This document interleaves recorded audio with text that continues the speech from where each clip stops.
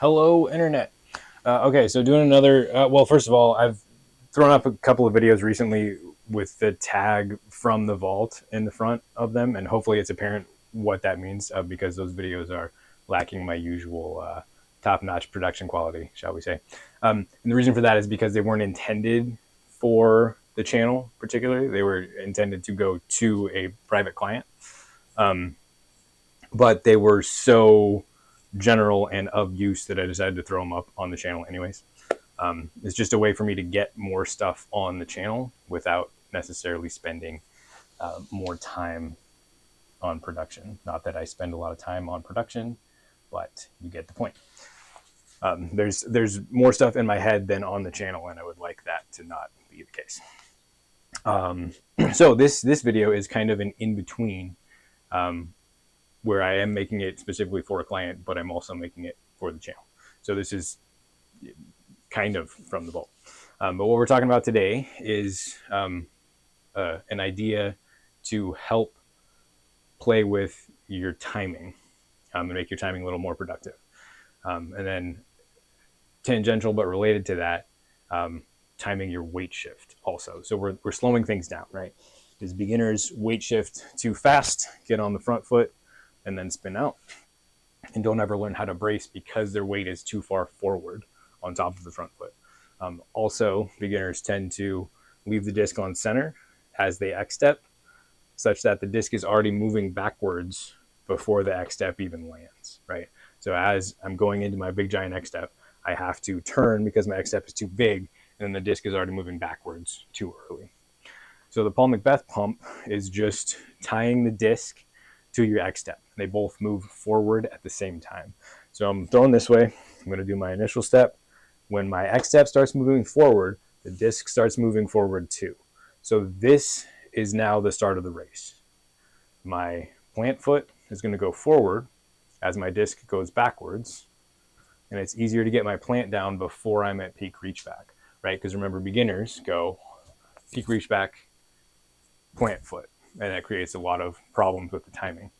What we want is the disc to get to peak reach back right as the front heel drops and the brace engages and the hips start moving because of the ground force, right? If we hang out here, it's going to be really easy to want to lawnmower power, which is not good. So that's the first idea. You're just tying the disc to your X step. So as the disc X step goes forward, the disc goes forward. Now you're giving yourself all of this time from here to here to have the lower body in motion before the reach back peaks. So that's the first idea. Second idea is I call it long leg, short leg when I talk about people with it. Talk about people with it. Yes. So long leg, this is what beginners tend to do, or anyone who's focused on driving off of the back leg and powering the throw from the back leg, which is not the model that I currently endorse. So driving off the back leg, you end up with a long leg. This leg is straighter and longer and more extended, and this leg is shorter, bent, more compressed. From here, I cannot possibly contain forward momentum. I am going to fall forward over my brace or spin out and step forward over my brace. That's long leg, short leg. We want to flip that, right? We want X step. This leg stays short, gets shorter. Now we have short leg in the back, long leg in the front. Now if I just shift my weight, I can contain weight on my brace because this angle here between the ground and my shin bone is more acute. And if there's enough friction on the ground, I can contain a lot of momentum here and get this front hip to stop and even move backwards if I'm using an active brace to get my hip rotation to happen on the spot. We want hip rotation. It looks a lot like squishing the bug when you do it statically, but ideally this would be de-weighted as it's turning. This doesn't power anything, right? It's my hips don't move when I rotate my femur.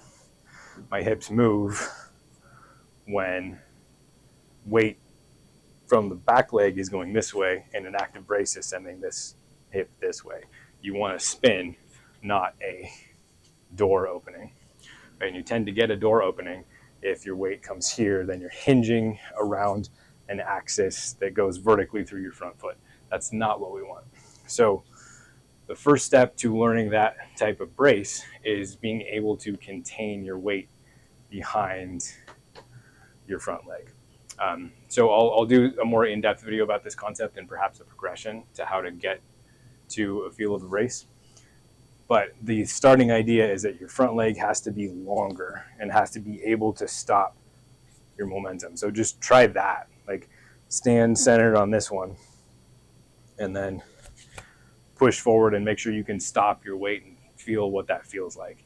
Then end up the other way where this leg is long and this leg is short, and you can't stop your momentum anymore, right? So that's the first thing that beginners have to understand in order to be able to attempt to find a feel for a brace. All right, Internet, that's all I got for today. Thank you so much. If you made it to the end, please give a sub and leave a comment if you have any questions. Thank you so much.